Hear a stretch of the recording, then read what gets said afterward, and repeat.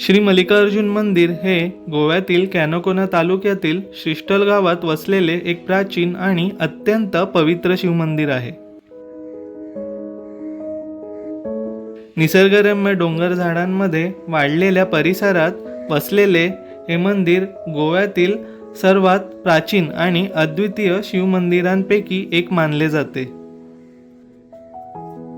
मंदिराच्या गर्भगृहाजवळ दगडी द्वारपाल व घोडस्वार योद्ध्यांची मूर्ती आहे।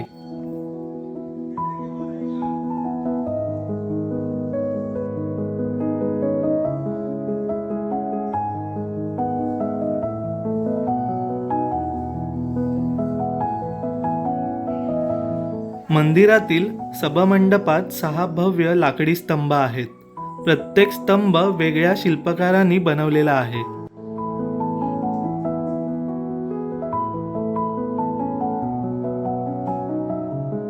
भिंतींवर आणि छतांवर शिवपुराण आणि विष्णुपुराणातील कथा सुबकपणे कोरलेल्या आहेत।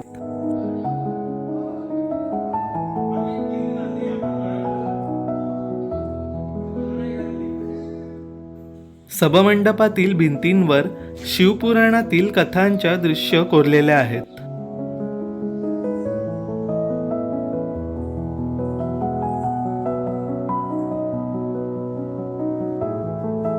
बाह्य भिंतींवरील विष्णू पुराणातील कथा, कृष्ण, राम यांच्या लीलांचे चित्रण आहे।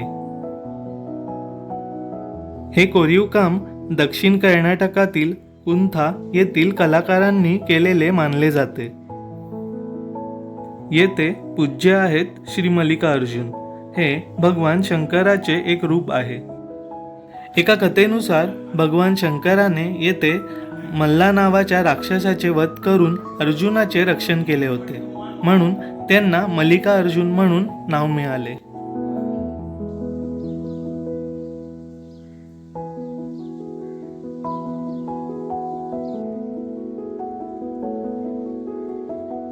मंदिरातून निघालो आणि अर्ध्या तासावर असलेल्या पॅटनेम बीच जवळ आलो। पॅलोलॅमपासून फक्त 2 किलोमीटर अंतरावर असलेले पॅटनेम हा कमी गर्दीचा समुद्र किनारा आहे। तिकडे असलेल्या बीके कॉटेजमध्ये आम्ही रूम बुक केली होती। राहण्यासाठी छान कॉटेजेस आहेत।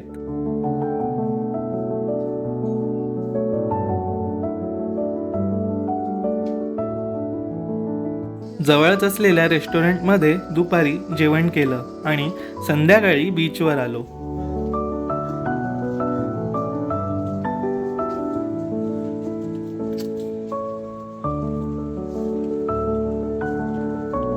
निथळ वाळू, निळसर समुद्र आणि तळपंत सूर्यास्त हे पॅटनेमचे मुख्य आकर्षण। जर तुम्ही गोव्यात शांत, स्वच्छ आणि नैसर्गिक सौंदर्याने नटलेले समुद्रकिनारा शोधत असाल तर पॅटनेम बीच हा एक योग्य निवड असेल।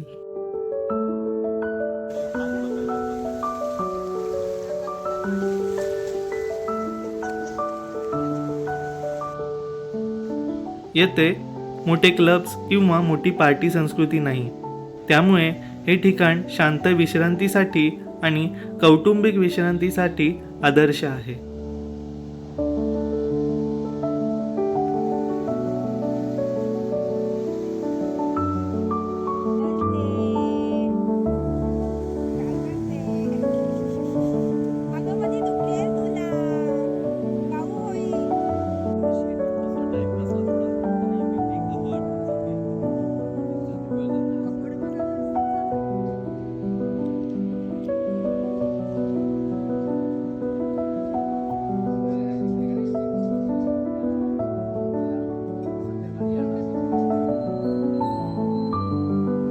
पॅटनेममध्ये बरेच शॅक्स आणि रेस्टॉरंट आहेत। त्यापैकी एका रेस्टॉरंटमध्ये आम्ही डिनर केलं आणि कॉटेजेसवर येऊन विश्रांती घेतली। गोव्यात येऊन शांत ठिकाणी राहण्याचा अनुभव खूप छान होता।